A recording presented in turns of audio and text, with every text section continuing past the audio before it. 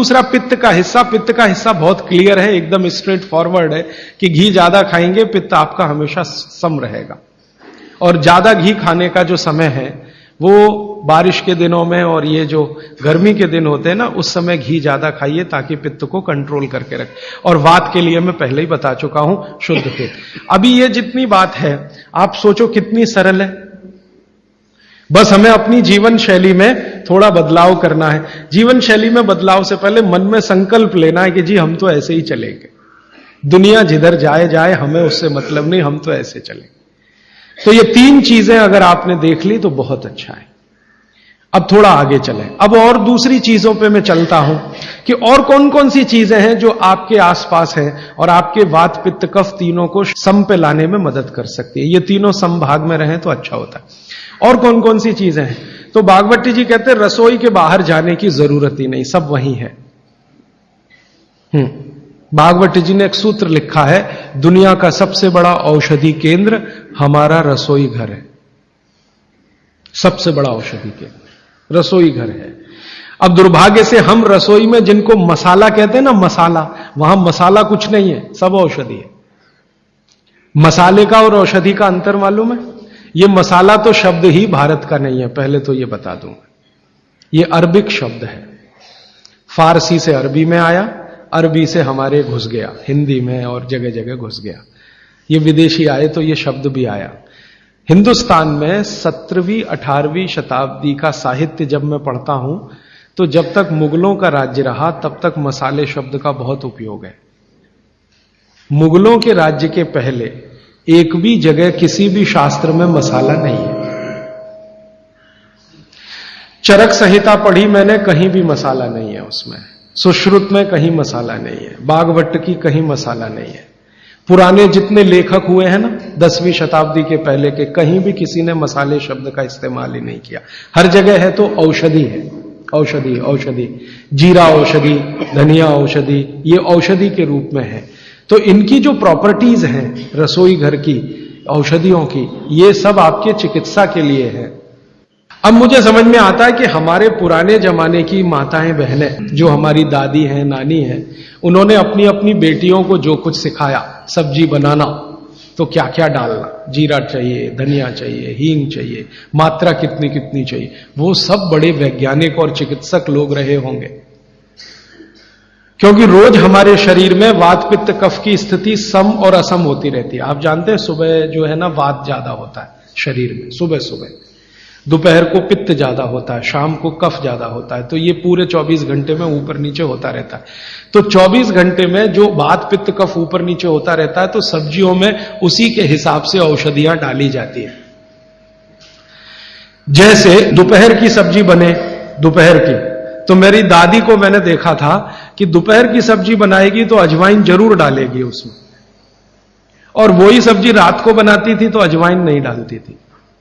तो एक दिन मैंने दादी से पूछा कि यही सब्जी दोपहर को मैंने खाई तो इसमें अजवाइन थी, शाम को खाई तो नहीं, क्यों? तो उसने उत्तर तो नहीं दिया। तो उसने कहा मेरी मां ने ऐसा सिखाया। बस बात खत्म हो गई। अब उस समय मैं भी मान लिया कि ठीक है, उसकी मां ने सिखाया। अब जब मैंने काम शुरू किया ये चिकित्सा पर, तब मेरे समझ में आया कि अजवाइन जो है पित्तनाशक है। घी के बाद, देशी गाय के घी के बाद जो सबसे ज्यादा पित्तनाशक दूसरी कोई चीज है तो वो अजवाइन है। और दोपहर को पित्त भड़कता है, आप जानते हैं, और वो स्वाभाविक है क्योंकि खाना खाने के लिए पित्त भड़कना ही चाहिए। तो उस समय अजवाइन डाली जाती है सब्जी में, क्योंकि दोपहर को ही शरीर को अजवाइन की जरूरत होती है पित्त को सम पे लाने के लिए। तो भारत में ज्यादातर माताएं बहनें ये बात जानती हैं कि दोपहर की सब्जी में अजवाइन चाहिए। दोपहर का दही है ना, दही का मट्ठा, उसमें भी अजवाइन का बघार लगता है। दोपहर की जितनी भी चीजें हैं ज्यादातर अजवाइन ग्रस्त होती हैं या अजवाइन से बनती हैं, क्योंकि पित्त को सम पे रखना है। तो आप सोचो जो लोग ये कर रहे हैं वो बिना कहे कितना बड़ा काम कर रहे हैं। हमने उसका वैल्यूएशन नहीं किया, ये हमारी मूर्खता। हमारे यहां तो एक बहुत बड़ा दुष्कर्म इस देश में हुआ है। अंग्रेजों के हम गुलाम हो गए तो सब कुछ हम भूल गए, अपनी चीजें। अंग्रेजों ने जो सिखाया वही हमें याद है। तो हम जीडीपी का कैलकुलेशन करते हैं अंग्रेजों के फॉर्मूले से।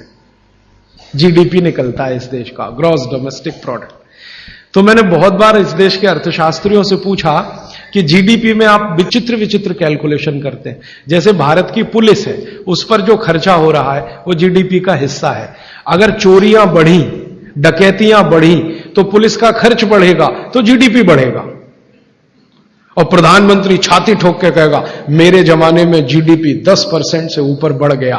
सो व्हाट, पुलिस का खर्च बढ़ गया, माने चोरियां बढ़ गई, डकैतियां बढ़ गई, अत्याचार बढ़ गए, अनाचार बढ़ गए, तो जीडीपी बढ़ गया, तो क्या बड़ी बात है।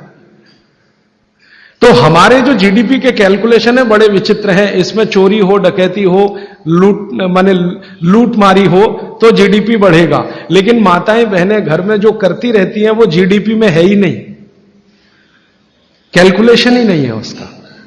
भारत सरकार कोई कैलकुलेशन नहीं करती कि किसी माँ ने 1 किलो पापड़ बना दिए तो जीडीपी बढ़ा कि नहीं, तो कहते हैं जी मालूम नहीं बढ़ा कि नहीं बढ़ा, क्योंकि कैलकुलेशन नहीं है।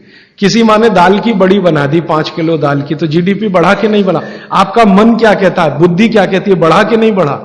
किसी ने बड़ी बना दी, किसी ने पापड़ बना दिए, किसी ने कुछ बना दिया, किसी ने गोंद के लड्डू बना दिए, किसी ने मावे का कुछ बना दिया, तो जीडीपी तो बढ़ ही रहा है, लेकिन हम कैलकुलेट नहीं कर रहे हैं उसको, क्योंकि अंग्रेजों के यहां महिलाओं का किया हुआ काम महत्व का नहीं माना जाता। अंग्रेजों के यहां ये जो अंग्रेज जात है ना दुनिया में, ये महिलाओं के किए हुए काम को काम ही नहीं मानती।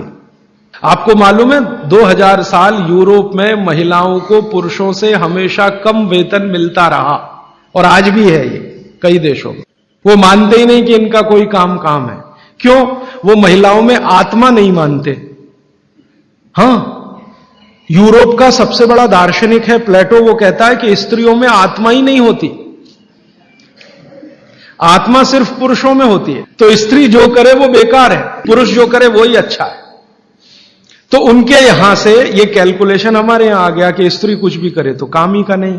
तो अंग्रेजों का 200-250 साल जो राज चल गया, उसमें हम सब के दिमाग खत्म हो गए, सोचना विचारना बंद हो गया, तो हमने भी वही मान लिया। मैं अब इसको बदलना चाहता हूं, और मैं ये समझना चाहता हूं और समझाना चाहता हूं कि स्त्रियां जो कर रही हैं वो किसी डॉक्टर से कम नहीं है। बस अंतर इतना है कि डॉक्टर को आप फीस देकर उससे एडवाइस ले रहे हैं, हमारी दादी नानी फोकट में वही एडवाइस दे रही है, धनिया खाओ, जीरा खाओ और ये अजवाइन खाओ, आपके पेट की गैस खत्म हो जाएगी। और ये 3500 साल से वैसे का वैसा ही है, अजवाइन खाओ तो गैस खत्म होती ही है। कभी भी आप करके देख लो। आप में से किसी को भी बहुत गैस बनती हो, पेट में एसिडिटी की तकलीफ हो, आज से शुरू कर दो। आप खाना खाया तो उसमें ध्यान रखो अजवाइन ज्यादा रहे, दाल में, सब्जी में, वगैरह वगैरह। और अगर नहीं कर पा रहे हैं तो खाना खत्म करते ही थोड़ी अजवाइन खा लो। अजवाइन ज्यादा तकलीफ ना कर दे, उसका बैलेंस है काले नमक के साथ, तो थोड़ा अजवाइन और काला नमक मिला के हर खाने के बाद खा के देख लो। 3 दिन में ना आपकी गैस बंद हो तो आप जो कहो मैं हारने को तैयार। ये गारंटी मैं नहीं दे रहा हूं, ये गारंटी अजवाइन दे रही है, मेरी गारंटी नहीं है, अजवाइन की गारंटी है। तो वो कहते हैं भागवत जी कि पित्त को सम रखने के लिए हमारे रसोई में घी के बाद जो दूसरी चीज है वो है अजवाइन।